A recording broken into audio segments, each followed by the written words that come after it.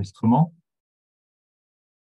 Donc, bonjour tout le monde, je vous remercie d'être présent pour cette web rencontre qu'on co-organise avec le comité régional des GEC dans le cadre du mois de l'économie sociale et solidaire. On va être ensemble peut-être 1 heure, pas plus. L'objectif, c'est de vous présenter les groupements d'employeurs insertion et qualification qui interviennent dans la Nièvre. Comme on n'est pas très nombreux, on peut peut-être commencer par un petit tour de table, si vous voulez bien. Enfin, un petit tour d'écran. Benoît, tu veux bien commencer? Oui, bien sûr. Donc, Benoît Danjou, directeur du GEC Salsa 58, donc Salsa pour sport, animation, loisirs, santé associatif, donc dans le domaine du sport et de l'animation. Ok, donc tu nous présenteras le GEC Salsa tout à l'heure. Vincent? Alors bonjour, moi c'est Vincent Bernier, je suis chargé de communication au comité régional des GEC Bourgogne-Franche-Comté. Merci. Amandine? Bonjour, donc Amandine Baudouin, chargée de recrutement pour le GEC BTP, Bourgogne-Franche-Comté. Ok. Métine? Oui, bonjour, moi c'est Métine, je suis animateur pédagogique à l'école de la deuxième chance de Cosne-sur-Loire. Merci. Karine? Bonjour, je suis Karine Drouillot, chargée de mission économie sociale et solidaire au département, au service développement rural et transition énergétique. Merci Karine. Lauriane?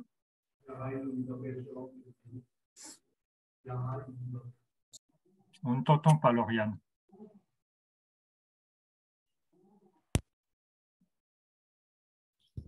C'est mieux? Oui, voilà, c'est bon. C'est mieux.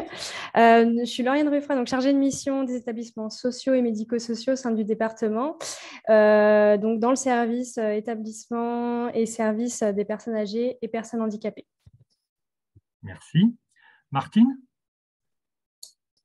Oui, bonjour. Donc, moi, je suis Martine Hack. Je suis chargée de recrutement au village d'enfants Pierre et Paul Saury à Châtillon-en-Bazois. Et je connais les GEC parce que j'ai travaillé longuement avec le GEC aide à domicile sur le département du Loiret quand j'étais directrice adjointe d'une association d'aide à domicile sur le Loiret. Merci Martine. Violaine?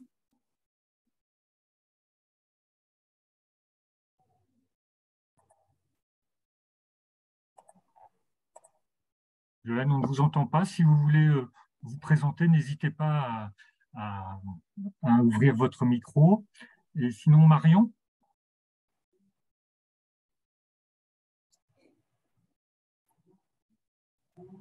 Donc Marion Lamoussière, assistante sociale sur le site d'Infi et Moulin en Gilbert. Et Marion n'a pas de micro. Très bien, je vous remercie. Et enfin, Isabelle? Bonjour à tous. Donc, moi, je suis Isabelle Boucoiran, je suis l'animatrice du comité régional des GEC Bourgogne-Franche-Comté et en parallèle, j'occupe la fonction de coordinatrice du GEC Transport Logistique qui est basé à Nevers et qui exerce sur l'ensemble du territoire de la Bourgogne-Franche-Comté. D'accord, merci. Et enfin, moi, donc Manuel Sourd, chargé de projet au sein de l'association Fabrique Emploi et Territoire. Et j'excuse Aurélie Prado du GEC Vitigny-Évréchère qui devait être présente. Et donc, je présenterai ce GEC. Donc, Violaine nous dit qu'elle est là à titre privé, plutôt dans le milieu de l'animation et de l'agriculture. Très bien. Donc, je vais redonner en fait, ce qu'on va faire, c'est que Isabelle va nous présenter globalement ce qu'est un GEC. Ensuite, chaque GEC interviendra pour présenter son activité, son secteur d'activité et les postes qu'il a à pourvoir. Et on finira par un temps d'échange, de questions-réponses. Isabelle, je te donne la parole. Ok, merci.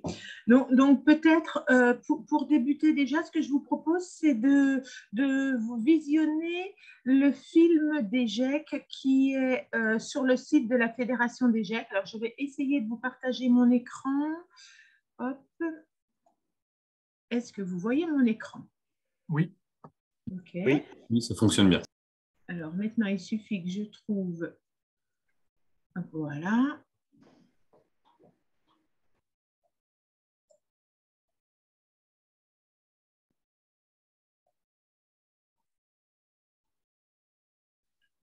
de personnes, jeunes ou adultes, éloignées du marché du travail, peu ou pas assez qualifiées.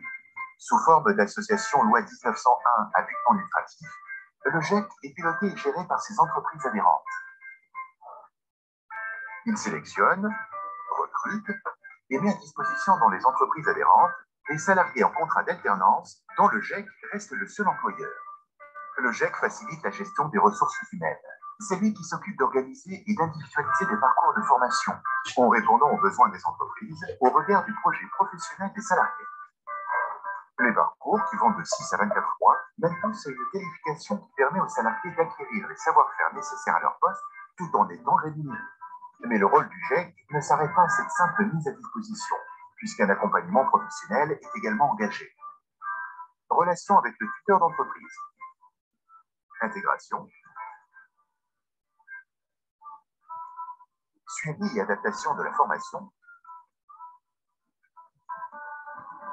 Acquisition de connaissances et compétences. Le risque de rupture est anticipé par le GEC grâce à un accompagnement social permanent qui complète l'accompagnement professionnel. Ce double accompagnement est un vecteur de réussite du parcours. Les salariés obtiennent une qualification et trouvent un emploi à l'issue de leur parcours. Les GEC sont présents dans de nombreux secteurs, ainsi que sur l'ensemble du territoire national. Chaque année, les GEC sont labellisés par la Fédération française des GEC, en partenariat avec le ministère du Travail. Il s'agit d'une procédure qui vise à garantir le respect et la qualité de la prestation aux entreprises et aux salariés.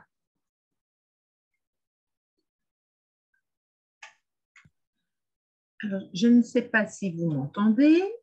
Oui. Ouais, super. Alors, au niveau des GEC, vous voyez mon écran? Oui. Allez, super. Oui. Alors, les GEC aujourd'hui en Bourgogne-Franche-Comté, nous sommes 14 GEC et nous sommes très bien représentés sur le territoire nivernais puisqu'aujourd'hui, il y a 4 GEC qui donc exercent dans le secteur du transport, du bâtiment, travaux publics, du sport et loisirs et de la viticulture sur le territoire de Pouilly, Cosne-sur-Loire. Donc, ce dernier GEC est concomitant à la région Bourgogne-Franche-Comté, mais également à la région du Cher. Sur Nevers, c'est juste une antenne. Donc, GEC, qu'est-ce que veut dire GEC? GEC, ça veut dire Groupement d'employeurs pour l'insertion et la qualification. Donc, il faut bien que vous fassiez la différence entre un GEC et un groupement d'employeurs. Le groupement d'employeurs travaille généralement sur du temps partagé et peut proposer des CDI, alors que le GEC, comme son nom l'indique, on travaille sur l'insertion et la qualification. Ce qui veut dire que nous essayons de mettre en relation l'offre et la demande d'emploi en proposant aux demandeurs d'emploi des formations via un contrat de professionnalisation ou un contrat d'apprentissage. Le GEC n'est pas en capacité de proposer des CDI à ses salariés. C'est vraiment, j'ai pour habitude de dire, le GEC est une première marche pour un emploi pérenne. Alors, évidemment, comme tout dispositif, nous incarnons différentes valeurs. Donc, de miser sur le potentiel des personnes éloignées de l'emploi, je viens de vous le dire, nous, notre job, c'est de mettre en adéquation l'offre et la demande d'emploi en travaillant avec une personne éloignée de l'emploi qui n'est encore pas formée aux métiers pour lesquels nous recrutons. La force de pouvoir s'appuyer sur l'engagement des entreprises dans un dispositif d'insertion. Un GEC ne peut exister qu'à partir du moment où il a des entreprises. Un GEC est né dès lors qu'il y a un collectif d'entreprises qui s'engage pour le faire vivre et qui est force de proposition pour travailler en partenariat avec l'ensemble des acteurs de l'emploi. Et bien évidemment, l'aptitude à faire le lien avec les acteurs et les besoins du territoire, puisque le GEC n'est rien sans les entreprises, mais le GEC n'est également rien sans les acteurs de l'emploi que sont Mission Locale, Pôle Emploi, AGFIP, toutes les personnes qui sont en capacité de nous envoyer, de nous orienter des personnes en difficulté. Nous travaillons même avec les structures d'insertion par l'activité économique que peuvent être les associations intermédiaires ou les chantiers d'insertion. Ce que je vous propose, c'est de faire un zoom un petit peu sur chaque compétence d'un GEC. Alors, le premier travail du GEC, c'est bien évidemment le recrutement. Donc, comment ça se passe? On rencontre les différentes entreprises. Les entreprises du territoire nous font part de leurs besoins en recrutement.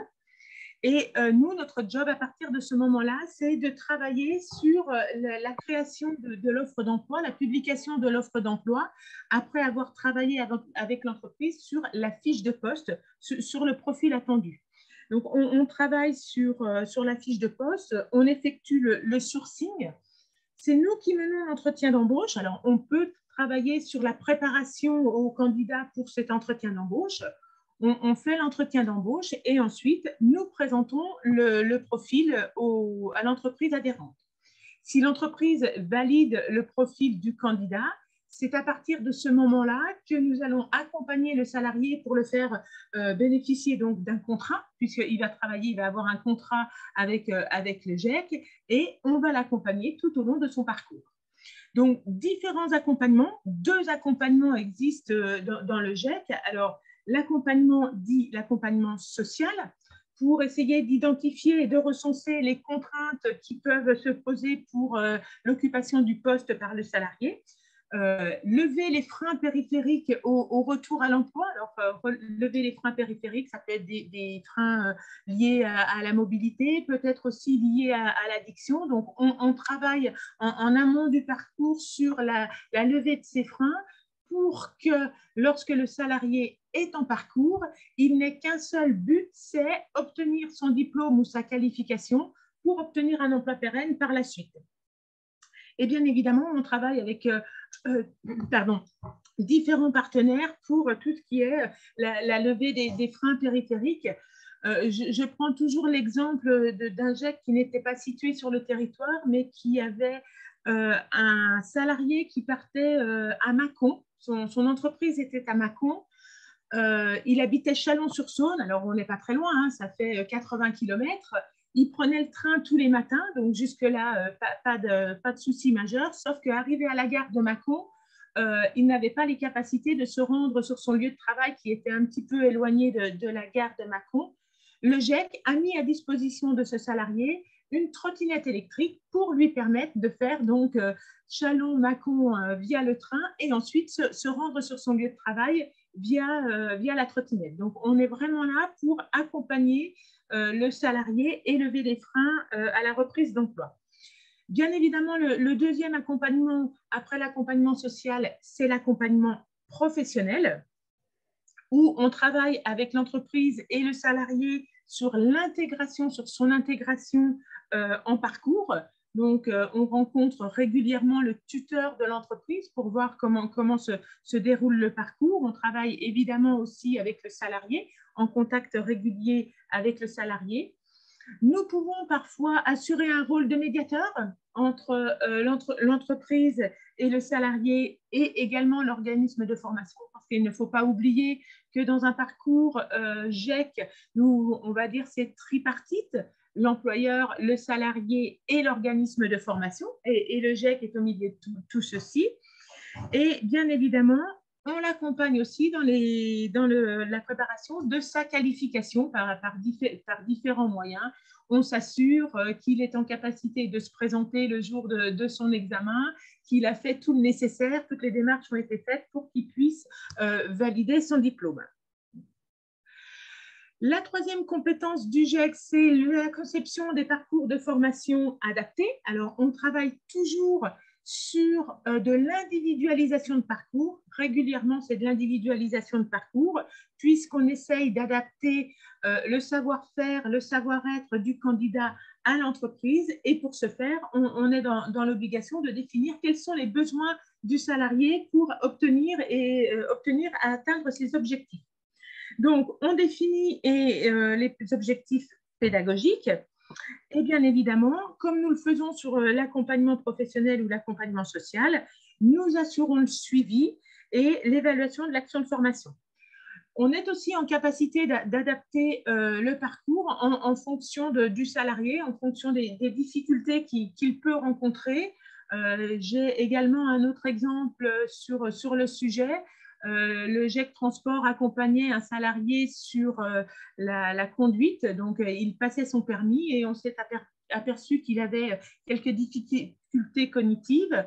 Donc, on s'est rapproché d'un psychologue pour l'aider à travailler et trouver des moyens mnémotechniques qui lui permettaient de se souvenir de sa droite, de sa gauche. Voilà, on a adapté le parcours par rapport au parcours initial où on avait dit on va le mettre sur un parcours de conduite, permis, ça va le faire. Et en réalité, en l'accompagnant professionnellement, on s'est rendu compte qu'il avait d'autres difficultés. Donc, on a retravaillé le parcours pour lui permettre d'atteindre ses objectifs. Le développement, donc là, le développement d'entreprise, c'est définir des plans d'action. Donc, au niveau des entreprises, il faut absolument qu'on se fasse connaître auprès de nos entreprises adhérentes, mais également auprès des réseaux. Donc, on a un rôle commercial. On a souvent dans les GEC des chargés de développement qui sont là pour faire connaître les GEC aux entreprises et pour vendre l'outil GEC pour les aider dans le recrutement. Gérer les RH, alors bien évidemment, vous l'avez sans doute compris, nous sommes l'employeur du demandeur d'emploi qui est devenu salarié. Donc, c'est notre rôle de gérer les ressources humaines et ça veut dire que c'est nous qui sommes en charge de faire la déclaration auprès de l'URSSAF, la DPAE. C'est nous qui rédigeons le contrat de travail. Nous sommes signataires du contrat de travail avec les salariés. Nous travaillons en lien étroit avec les OPCO pour nous faire financer les formations via le contrat de professionnalisation. Et évidemment, c'est nous qui sommes en charge de la gestion des bulletins de salaire, des congés payés du salarié. Donc, pour l'entreprise, c'est aussi un vrai plus de travailler avec un GEC parce qu'il sous-traite, il dédie tout l'administratif au GEC, puisque par la suite, le GEC envoie une facture de prestation en fin de mois à l'entreprise. Donc, toute la gestion RH, c'est vraiment une libération pour l'entreprise. La gestion des RH est gérée par le GEC. Et animer la vie sociale et travailler avec les acteurs du réseau, donc du territoire, je vous l'ai déjà dit, les GEC sans les entreprises ne sont rien, mais sans les acteurs du territoire, ils ne sont rien non plus. C'est aussi pour ça que vous êtes là aujourd'hui. J'ai entendu qu'il y avait divers profils, mais voilà, vous pouvez ou vous êtes peut-être déjà des futurs partenaires des GEC, puisque vous travaillez, comme je l'ai entendu, beaucoup travaillent avec des personnes en recherche d'emploi, en réinsertion. Donc, vous pouvez devenir des partenaires du GEC pour nous orienter des personnes. Est-ce que par rapport déjà à cette première présentation sur le travail, les compétences d'un GEC, ce que fait un GEC, vous avez déjà des premières interrogations, des premières remarques?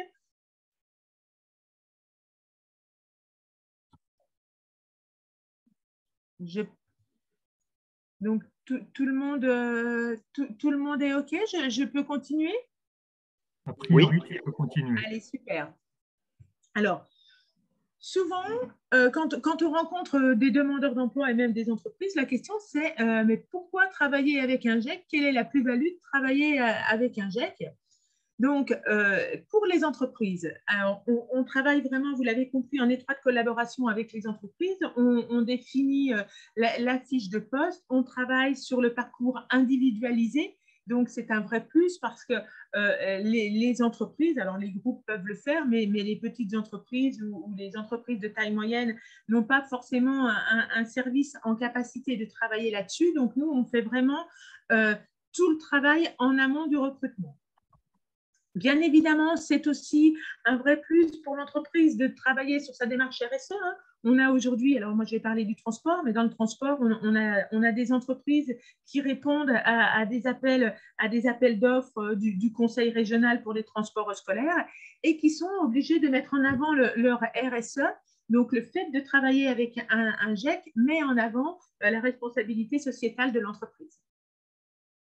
Participer à un dispositif d'accompagnement à l'accès à l'emploi piloté par les entreprises, je vous l'ai dit, donc on est à même de comprendre les entreprises puisque chaque GEC relève d'un conseil d'administration et ce conseil d'administration est tenu par des entreprises. Donc, ils travaillent entre pairs.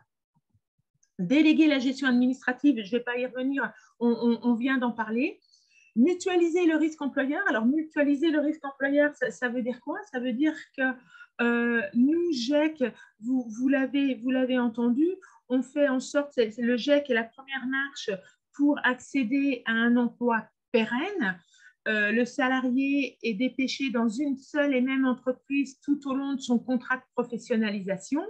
Cependant, si dans l'entreprise dans laquelle on a mis notre salarié à disposition, ça ne matche pas ou ça ne matche plus pour diverses raisons, on peut prendre le cas, dernièrement, on a eu une entreprise qui a été victime d'un incendie de son entreprise, donc qui n'était plus en capacité d'utiliser le salarié. Il n'avait plus de travail à donner au salarié qui était mis à disposition.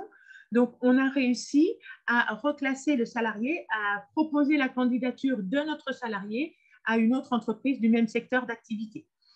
Et ça peut aussi arriver si il y a des difficultés, ça peut arriver, hein, des difficultés relationnelles entre le tuteur et le salarié, et que l'entreprise nous dise, eh ben, nous, avec le salarié, ça ne le fait pas, on préférerait ne plus travailler avec lui.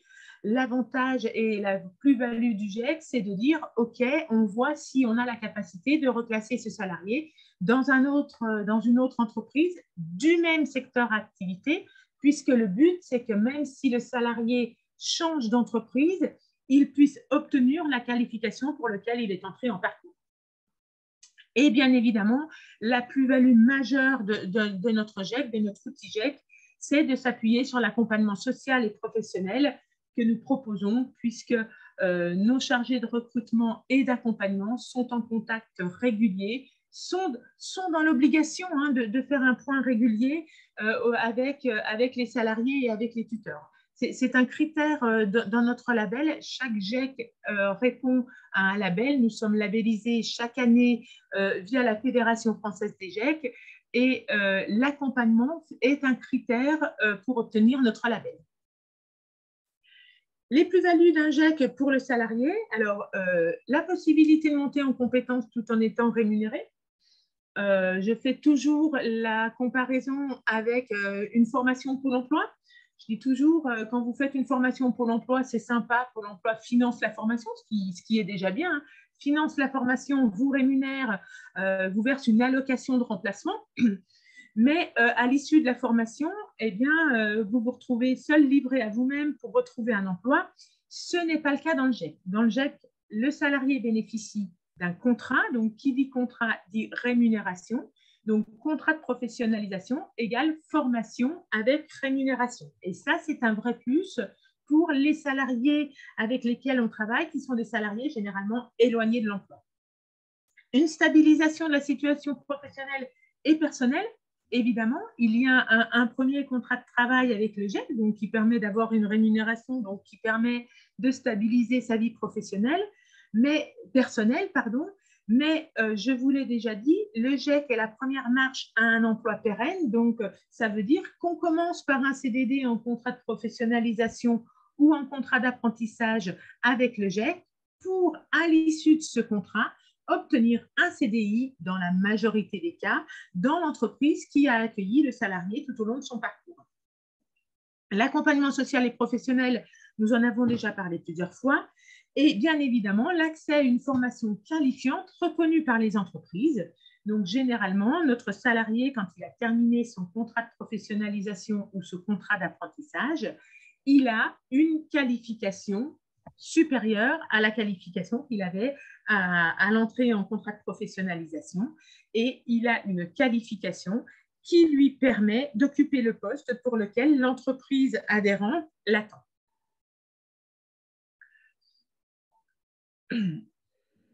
Le GEC, un dispositif d'entreprise. Voilà, donc nous avons le petit schéma ici qui retrace assez bien les acteurs, la convention tripartite telle qu'on vous le disait. Donc, les entreprises adhèrent au GEC, font connaître leurs besoins de recrutement. Le GEC recrute et accompagne le salarié tout au long de son parcours.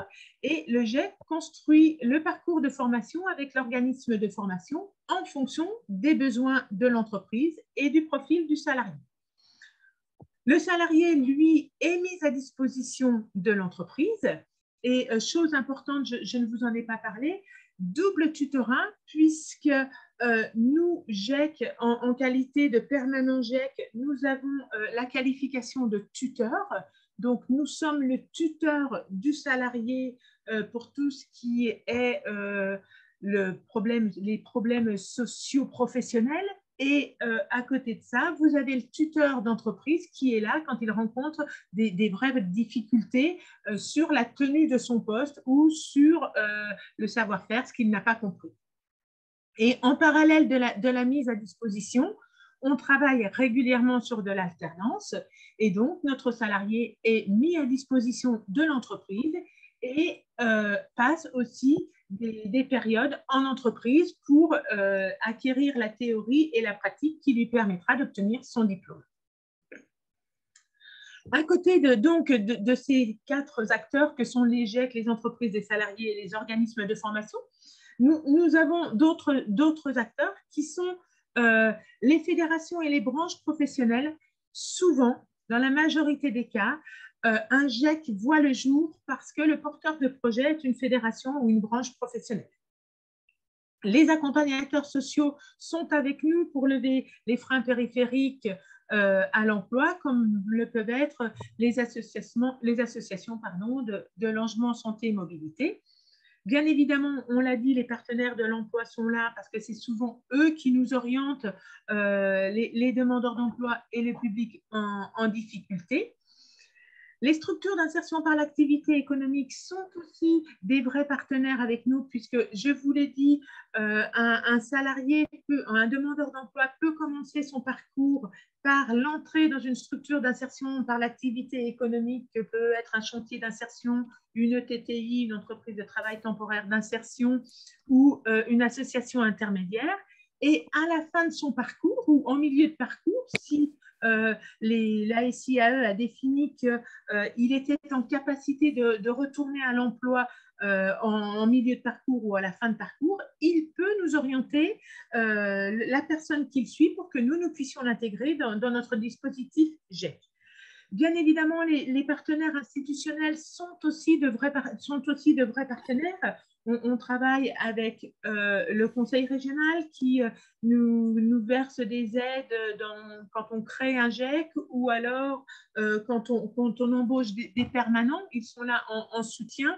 Et nous avons aussi la DRITS ou les dettes avec qui nous signons chaque année une convention pour l'emploi qui nous permet d'assurer l'accompagnement des salariés. Chaque fois que nous avons un salarié qui répond à différents critères, on reviendra sur le critère du public prioritaire.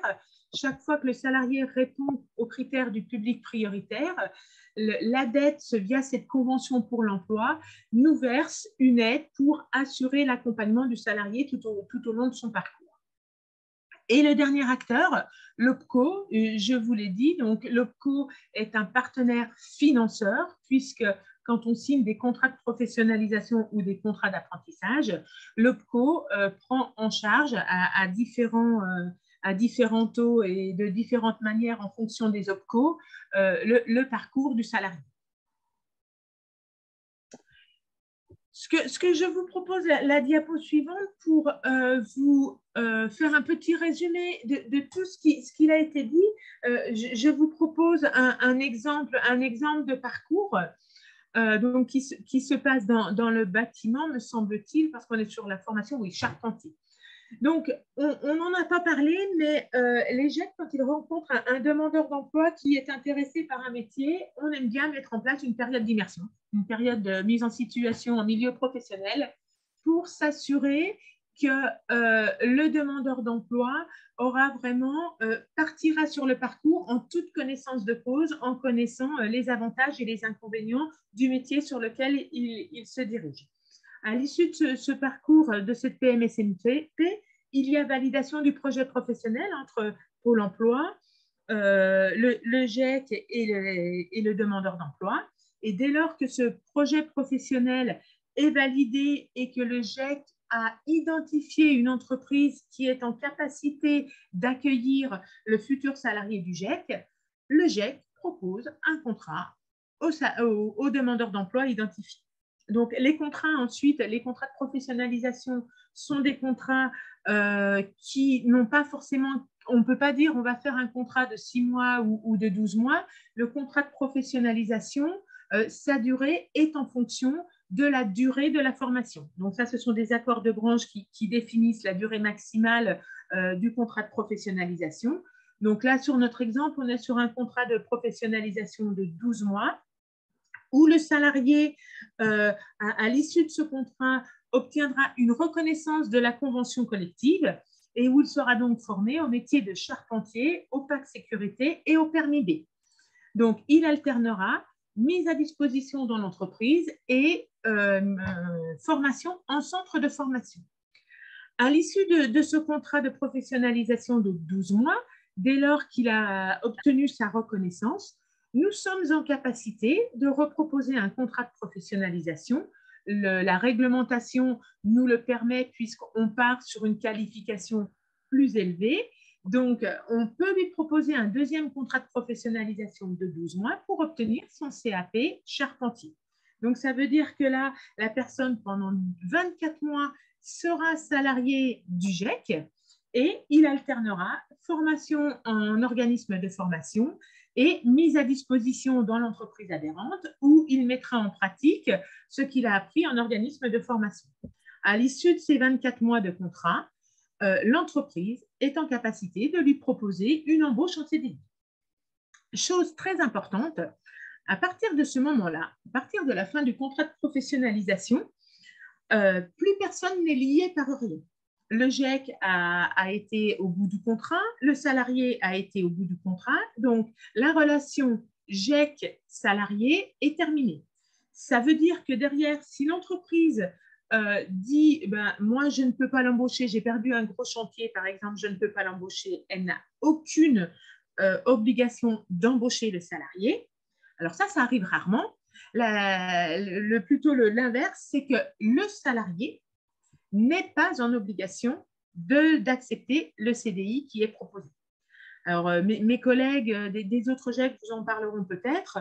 Nous, dans le transport, je vous expliquerai plus tard pourquoi, c'est régulièrement que les salariés ne vont pas forcément au bout de leur contrat et n'acceptent pas le CDI dans l'entreprise qui les a accueillis tout au long du parcours de formation. Mais l'entreprise qui s'engage dans un parcours GIEC, c'est une chose qu'il faut retenir, l'entreprise qui s'engage dans un parcours GIEC, si elle le fait, c'est pour avoir de la main-d'œuvre pérenne. Elle ne va pas dire je travaille 12 ou 24 mois avec le GIEC pour qu'il ait son CAP charpentier et à l'issue de son CAP charpentier, je reprends une autre personne en GIEC. Généralement, les entreprises s'engagent avec les GIEC pour avoir de la main-d'œuvre pérenne. Notre public prioritaire, donc, qui répond à notre critère label, donc les personnes éloignées du marché du travail depuis plus d'1 an, les bénéficiaires des minima sociaux, les personnes qui sortent des dispositifs d'insertion, les personnes reconnues travailleurs handicapés, issus de quartiers ou de zones prioritaires, les demandeurs d'emploi de 45 ans ou plus, sortant de prison, les moins de 26 sans qualif, les personnes en reconversion professionnelle contrainte et les personnes travaillant sous le statut de la protection internationale. Chose importante, le titre de la diapo, c'est « public prioritaire ». Ça veut dire que si on a une personne qui n'entre pas dans une de ces catégories, nous sommes cependant en capacité de l'accueillir dans le GIEC et de lui proposer un contrat. Il est cependant important que les GIEC fassent attention à leur pourcentage de public prioritaire parce qu'au moment du label, si on a un indicateur public prioritaire qui est en dessous des 50%, on risquerait d'avoir des ennuis avec la Fédération française des GIEC et notre label pourrait être mis en cause. Il ne faut pas oublier que les GIEC leur but, c'est de travailler avec des personnes qui sont éloignées de l'emploi. Donc, on ne peut pas se permettre de travailler avec une personne qui aurait démissionné pour… alors, justement, l'exemple, vous connaissez sans doute le nouveau dispositif Transition Pro sur les démissions. Je vous rappelle, la personne, elle démissionne de son emploi, elle a droit aux allocations chômage parce qu'elle a un projet qui est validé par la commission, elle a un projet qui tient la route et qui est validé par la commission. Nous avons posé la question à la Fédération française des GEC. Pour nous, cette catégorie de personnes n'est pas un public prioritaire. Voilà. Son projet est validé, mais il avait un emploi auparavant, donc il n'entre pas dans l'une des 10 catégories et ce n'est pas un public prioritaire, alors qu'on pourrait dire, mais il n'a pas d'emploi, il a décidé de démissionner pour partir sur autre chose, mais il n'entre pas dans le public prioritaire. Donc, il est très important pour les GEC de s'assurer du pourcentage de public prioritaire lors de la présentation du dossier au label. Et la dernière diapo, donc le GEC, la dernière marche pour l'insertion. On retrouve ici, vous voyez, toutes les structures de l'insertion par l'activité économique, les chantiers d'insertion, les associations intermédiaires, les entreprises d'insertion, les ETTI. Et à l'issue de ça, le GEC arrive. Donc, je dis toujours, la structure d'insertion par l'activité économique recommence à travailler avec le demandeur d'emploi éloigné de l'emploi sur le savoir-être, hein, c'est souvent ça, ici on travaille sur le savoir-être, et quand les structures d'insertion par l'activité économique ont fait le job, eh bien, ils peuvent nous présenter les candidats pour que nous puissions les intégrer dans un parcours GEC. Et à l'issue du parcours GEC, bien évidemment, normalement, si le parcours s'est bien passé, un CDI est proposé et donc un emploi pérenne est proposé aux salariés du GEC. Donc, on voit que ça peut être un parcours qui peut durer assez longtemps, hein, puisqu'on peut partir sur déjà une mise en situation dans une structure d'insertion par l'activité économique avant de passer par le GEC pour ensuite arriver à l'emploi pérenne. Mais il ne faut pas oublier que pour arriver jusqu'à l'emploi pérenne, que ce soit dans les SIAE ou dans les GEC, il y a l'accompagnement des permanents, des structures qui font qu'on arrive à suivre le salarié, le demandeur d'emploi devenu salarié, et on arrive souvent à les motiver parce qu'ils ont tous souvent des moments de mou, je me permettrai de dire. Hein. Donc le suivi fait qu'on arrive souvent à arriver jusqu'à l'emploi durable. Voilà un petit peu pour la présentation. Je ne sais pas si par rapport à tout ça, vous avez des questions.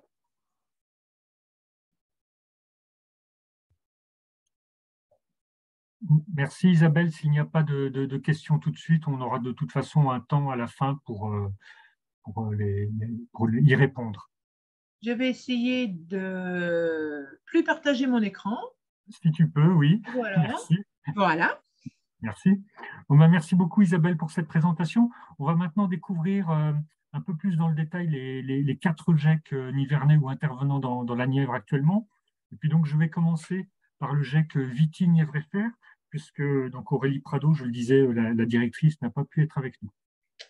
Donc ce GEC Viticulture Nièvre-et-Cher, comme le disait Isabelle tout à l'heure, il est à cheval sur 2 départements, puisqu'il intervient sur les vignobles qu'on appelle les vignobles du Centre-Val de Loire, donc principalement Sancerre, Coteaux-du-Giennois et Pouilly. Ce GEC, il propose des emplois, des postes d'ouvriers viticoles tractoristes en contrat de professionnalisation pour une durée de 14 mois. Donc un CDD de 14 mois, 35 heures par semaine, qui inclut 4 jours de formation par mois au Centre de formation professionnelle pour adultes de Cosne-sur-Loire. Cette formation est donc prise en charge, hein, comme l'expliquait Isabelle tout à l'heure. La formation, elle porte sur les travaux de la vigne et les travaux de la cave. Il faut savoir qu'en viticulture, il y a des interventions sur les vignes quasiment toute l'année. Et il y a donc aussi les travaux de cave pour tout ce qui est vinification, embouteillage, étiquetage, etc. Cette formation, elle permet, enfin, ce volet formation permet d'obtenir plusieurs qualifications. La qualification tractoriste, car les ouvriers viticoles de plus en plus sont amenés à travailler, à conduire ce qu'on appelle des enjambeurs ou des machines viticoles, donc enjambeurs, machines à vendanger, etc. Donc, une qualification tractoriste. Également, ce qu'on appelle le certifito, donc une certification qui permet d'utiliser les produits phytosanitaires en viticulture, ainsi que des CACES, les attestations qui permettent de conduire, d'utiliser des chariots élévateurs et mini-pelles qui sont des engins qui sont de plus en plus utilisés en viticulture. Donc, mini-pelles pour notamment planter des nouveaux plants de vignes et chariots élévateurs donc plus sur les travaux de cave. Donc, je le disais, hein, le GEC Vitigny-Évréchère propose des postes d'ouvriers viticoles tractoristes. Il est possible de signer un contrat avec ce GEC n'importe quand dans l'année et il y a aujourd'hui plusieurs postes à pourvoir. Sachant que lorsque le GEC recrute un nouveau salarié, il va en même temps intégrer un nouveau domaine viticole au sein du GEC. Voilà, j'ai fait très très rapidement. Et donc je passe la parole maintenant à, je ne me rappelle plus, Amandine pour le GEC BTP. Oui, ok. Voilà, GEC BTP. Donc, le GEC BTP, il a été créé en 1995. À la base, il a été créé dans le département de l'Yonne. Il a été régionalisé en 2006 donc pour devenir GEC Bourgogne à la base. Et là, 2022, il est passé Bourgogne-Franche-Comté, donc à notre dernière AG. Au niveau les métiers, donc bâtiments et travaux publics, ça représente énormément d'emplois. Parce que le bâtiment, on a plus d'une trentaine de métiers dans le bâtiment. Donc, ça va être tout ce qui est conception, études. Donc, ça va être des maîtreurs, des régleurs, des choses comme ça. Tout ce qui est structuré, gros œuvres. Donc, là, ça va être plus tout ce qui est lié à la démolition, le désamiantage, la maçonnerie, voilà. Ensuite, tout ce qui est plutôt, qui concerne l'enveloppe extérieure, je dirais, donc tout ce qui est menuisier, les couvreurs, les échafaudeurs. Voilà, donc ça représente encore pas mal de métiers. Ensuite, on a tout ce qui est plutôt équipement technique, donc les plombiers, les électriciens, les climaticiens, etc. Et puis après, tout ce qui est aménagement et finition. Donc là, le plâtrier peintre, le carreleur, le solier, voilà, le menuisier, agenceur, etc. Donc, ça représente beaucoup de métiers. On a tout ce qui est partie de TP. Dans le TP, on a plus de 18 métiers. Et puis, on a aussi, on n'y pense pas beaucoup, mais c'est tout ce qui est négoce. Donc là, des métiers de magasinier, de commerciaux, de chef d'agence, de choses comme ça. Alors, on est un peu moins développé là-dessus. C'est vrai qu'on est beaucoup concentré sur le bâtiment et les travaux publics, mais on est aussi sur tout ce qui est négoce. Donc, nous, quelques chiffres rapidement, on a à peu près un peu plus de 260 entreprises adhérentes sur toute la Bourgogne. Alors, on est encore très peu développé sur la Franche-Comté, c'est pour ça que je parle principalement de la Bourgogne. On a des parcours sur environ 9 mois en moyenne, voilà, entre 6 et 12 mois, donc la moyenne fait 9 mois. Et on a eu sur l'année 2021 un peu moins de 200 parcours, donc personnes accompagnées en contrat chez nous. Au niveau de la formation, on est à peu près sur 390-400 heures de formation par personne accompagnée. Et donc, sur nos un peu moins de 200 personnes, on a eu 80% de sorties positives. C'est quand même plutôt pas mal. Sorties positives, c'est-à-dire des CDI, des poursuites dans le GEC, parce qu'on peut renouveler un contrat GEC. des contrats de plus de 6 mois, quelques contrats de moins de 6 mois. Après, on a eu quelques contrats d'apprentissage aussi. Et puis, des personnes qui sont parties en formation.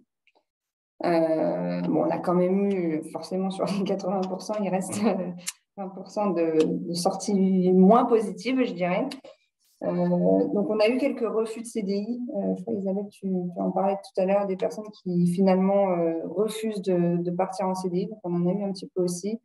Et puis après, d'autres problématiques diverses et variées qui ont fait que ça n'a pas été concluant au niveau de la sortie. Voilà, que dire d'autre sur le GEC.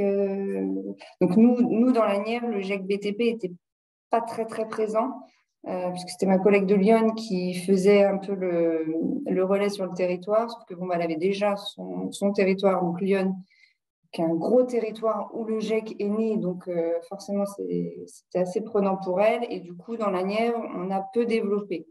Pour autant, aujourd'hui, moi, je suis là depuis le mois de juin. Et là, moi, j'ai des postes en peinture, en plaquiste, en charpente, énormément en charpente. Si quelqu'un connaît quelqu'un qui veut travailler dans la couverture, la charpente, etc., voilà. Tout ce qui est isolation par l'extérieur aussi, on peine à recruter, des façadiers également, des plombiers aussi. Donc voilà, beaucoup d'offres et quand même relativement peu de candidats. Voilà. Merci Amandine pour cette présentation. De rien. Isabelle, tu reprends la parole pour nous présenter le GEC Transport. Alors, je change de casquette. Maintenant, j'ai ma casquette directrice du groupement d'employeurs des transports et de la logistique en Bourgogne-Franche-Comté. Donc, alors peut-être que vous connaissez le GEC sous le nom de GETN 58, qui voulait dire groupement d'employeurs des transports de la Nièvre. Et lors de notre dernier conseil d'administration, comme nous nous sommes ouverts à l'ensemble du territoire Bourgogne-Franche-Comté, nous en avons profité pour changer de nom. Nous avons aussi intégré un nouveau secteur d'activité qui est la logistique. Donc, aujourd'hui, notre nom est GETL BFC. Nos secteurs d'activité, transport de marchandises, donc la conduite de camions, transport de voyageurs, la conduite de cars, transport sanitaire, donc ambulancier, et la logistique. Alors, peut-être une petite info par rapport à ce que je vous ai dit tout à l'heure. Le transport est un monde bien à part et sur les parcours GEC, sur tout ce qui est parcours conduite, nous n'avons pas d'alternance. C'est-à-dire que la personne, quand elle entre en contrat de professionnalisation, généralement les contrats de professionnalisation sont entre 9 et 12 mois, quand elle entre en contrat de professionnalisation, son premier jour de contrat de pro, il est en formation pour obtenir son permis. Et à partir du moment où il a fait toute sa formation, qu'il a son permis de conduire, c'est absolument à partir de ce moment-là qu'on le met à disposition d'une entreprise adhérente. Donc, la différence avec un autre GEC, c'est qu'on a des chasseurs de permis.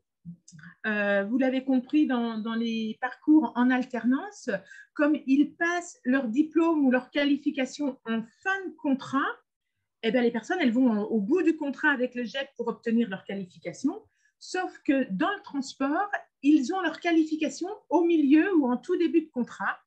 Donc, c'est pas régulièrement, mais souvent que nous avons des personnes qui, quand elles ont obtenu leur permis de conduire, elles nous proposent, elles nous montrent une lettre d'embauche en CDI et elles quittent le GEC.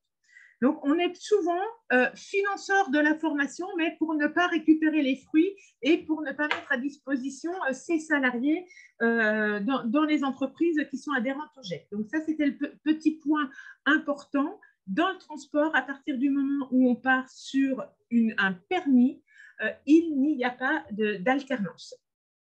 Donc, ça peut aussi être un frein pour certaines personnes parce que ça veut dire que si on part sur une formation pour conduire un camion, c'est 350 heures de formation. Donc, ça veut dire que la personne, pendant 2 mois et demi, elle est en centre de formation et pour certains, ça peut être un petit peu rebutant. Les secteurs d'activité, je vous l'ai dit, les métiers sur lesquels on recrute, donc conducteur de marchandises, conducteur de voyageurs, avec également un point important à savoir, c'est que sur la conduite de car, on est dans l'obligation de proposer des contrats en période scolaire. Donc, le contrat en période scolaire, ça veut dire que la personne va récupérer les enfants au pied de leur domicile, les emmène à l'école le matin et les récupère le soir. C'est ce qu'on appelle du ramassage scolaire. La difficulté sur ce poste, c'est que c'est un travail à temps partiel. Parfois, on est en dessous de 24 heures. La réglementation nous autorise à être en dessous de 24 heures par semaine. Et en plus de ça, il y a une suspension du contrat de travail pendant les vacances scolaires. Donc, ce qui veut dire que derrière, le salaire est loin d'être attractif et on essaye surtout de travailler avec des personnes dites en deuxième partie de carrière qui ont quitté un emploi, qui ont subi un licenciement économique ou qui alors, les anciennes personnes de l'armée, de la gendarmerie, qui sont vraiment en deuxième partie de carrière et je me permettrai de dire qu'ils ne sont pas forcément dans l'obligation de travailler, mais qui ont besoin de garder un lien social. La difficulté, c'est qu'on a des jeunes parfois qui arrivent parce qu'ils veulent être conducteurs de tourisme, mais pour être conducteur de tourisme, il faut obligatoirement passer par la case conducteur en période scolaire. Donc, on a d'énormes difficultés de recrutement sur le territoire de la Nièvre, sur le territoire Bourgogne-Franche-Comté, mais vous l'avez sans doute entendu aussi, sur l'ensemble du territoire national, on a une vraie pénurie de conducteurs de voyageurs. Et le troisième métier sur lequel nous formons, c'est ambulancier. Donc là, la difficulté sur le territoire, c'est que nous n'avons pas d'organisme de formation qui est présent sur le territoire de la Nièvre pour former au métier d'ambulancier. Donc, nous sommes obligés de les envoyer sur l'organisme de formation qui se trouve à Toulon-sur-Allier, donc à côté de Moulins.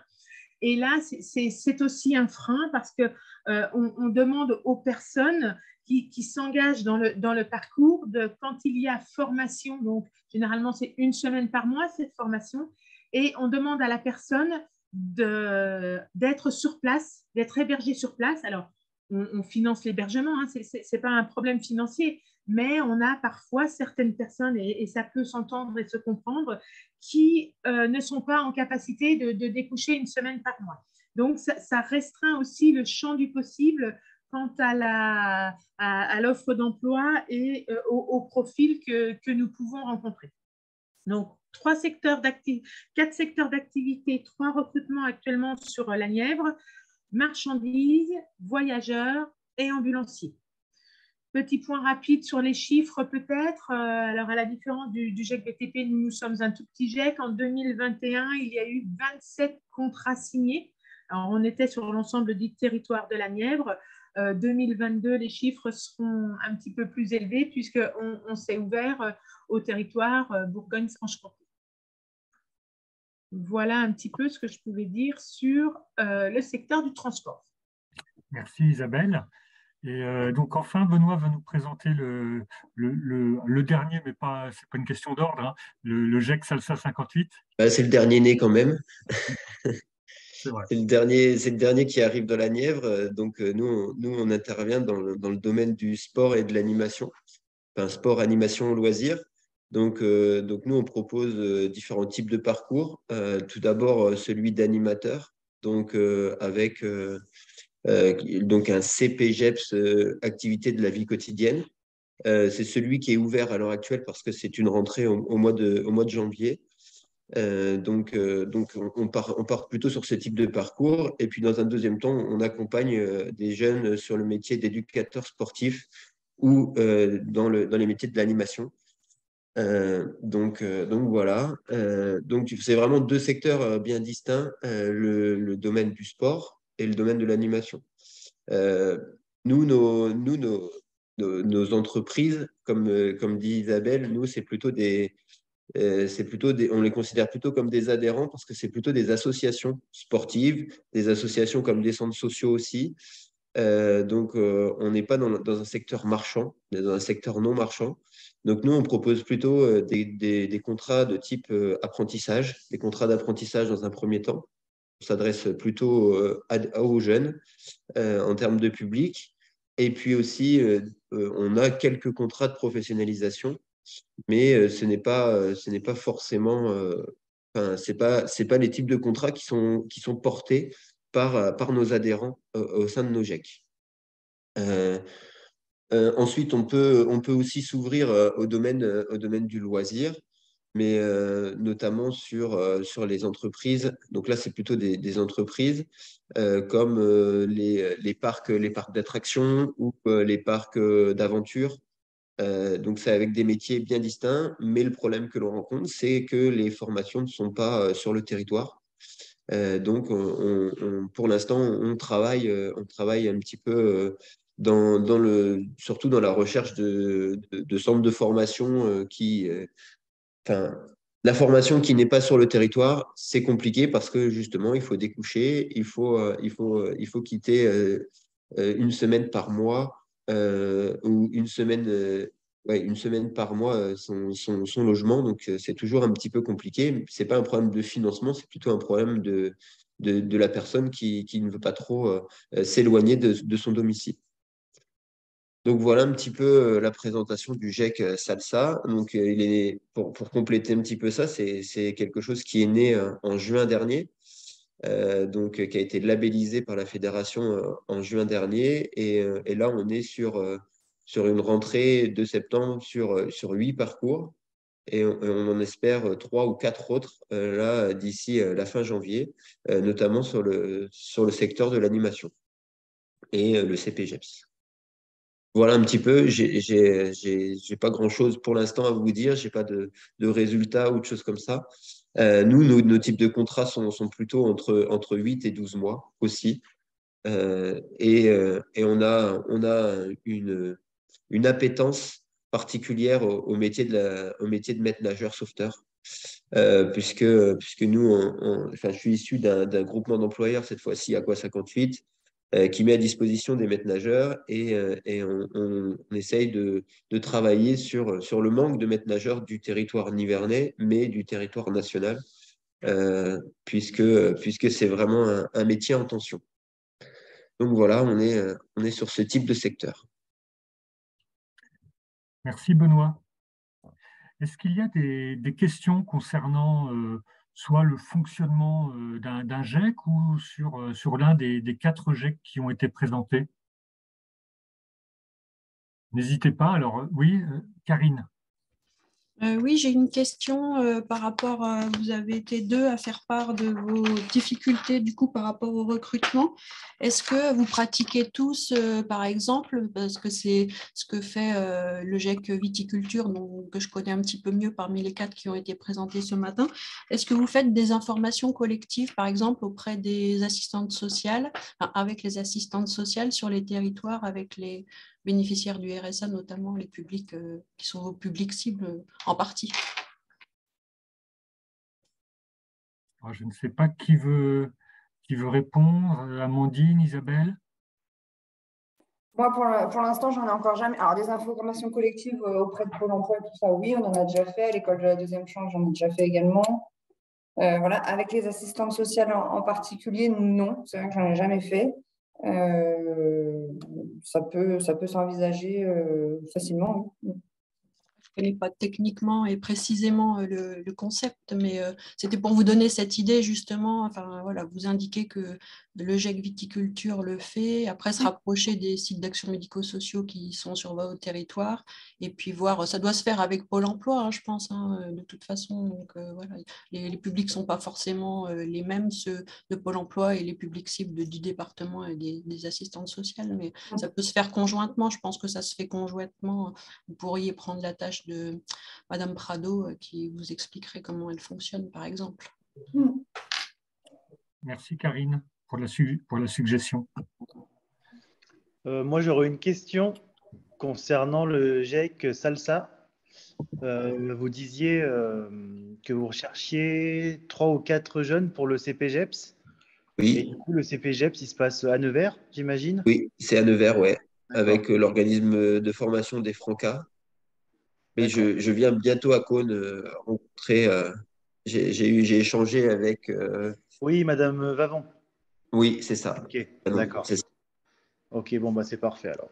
C'est concernant un jeune qui C'est ça. était donc qui était intéressé par les métiers de l'animation. Donc, Oui, tout à donc fait. l'objectif, c'est de venir vous rencontrer et puis Ouais. de vous parler un peu de ce qu'on fait et puis aussi de rencontrer le jeune D'accord, pour ok. parler un peu et pour cerner un petit peu son projet et de proposer une PR MSP, voilà, une SCP, qu'on fasse des immersions pour qu'il puisse vraiment choisir ce qu'il a envie de faire. D'accord. Ça tombe bien du coup parce qu'il part en stage la semaine prochaine au Club Vert. Ouais. Donc, on va voir comment ça se passe. Ok, merci. Violaine, vous nous indiquiez tout à l'heure que vous étiez là donc à titre privé, puis plutôt dans le milieu animation et agriculture. Je ne sais pas si vous êtes particulièrement intéressé par les GEC ou si ça peut répondre à un de vos souhaits ou besoins. Mais ce que je ferai de toute façon, c'est que je renverrai les coordonnées de tous les GEC avec l'enregistrement de cette web rencontre. Est-ce qu'il y a d'autres questions, d'autres remarques? S'il n'y en a pas, on va peut-être arrêter cette web rencontre. Oui, Karine. Je vais ajouter autre chose. Du coup, je vous ferai parvenir la carte des sites d'action médico-sociale avec les référents et responsables de sites. Comme ça, vous aurez l'ensemble des coordonnées chacun pour vos territoires. Et la dernière chose, c'est que sur notre service, donc par rapport à l'économie sociale et solidaire, vous faites partie des structures de l'économie sociale et solidaire. Et le département a publié en 2020 et 2021 un appel à projet. Donc, vous êtes susceptible de pouvoir candidater au prochain appel à projet qui normalement devrait être publié en 2023. Mais en général, jusque-là, je communiquais auprès des structures. Donc, je ne manquerai pas de vous tenir informé, vous aussi, de ça. En 2021, notamment, le GEC Viti qui venait d'être créé a été l'un des lauréats de l'appel à projet et a bénéficié d'une aide de 5 000 € pour l'aide au démarrage, en fait, pour du fonctionnement sur sa formation, le site et l'achat de matériel. Donc, je voulais vous en faire part parce que vous pouvez être amené du coup à candidater, être en lien avec moi sur ça. Merci, Karine. Et la promotion. Merci. Et peut-être de dernières infos à partager. Sachez, j'en dirai pas beaucoup plus parce que c'est un peu prématuré, mais sachez qu'il y a actuellement de menées dans le département des réflexions sur l'éventuelle création d'un groupement employeur insertion et qualification sur le secteur service à la personne, sanitaire et social. Voilà, c'est en réflexion, donc à suivre. Il n'y a pas d'autres questions ou remarques ou précisions. Je vous propose qu'on en reste là et puis qu'on mette fin à cette web rencontre. Et puis, je remercie toutes les participantes et participants. Merci à tous. Merci à tout le monde. Bonne journée. Merci à tout le Bonne monde. journée. Au revoir. Au revoir. Bonne journée, au revoir.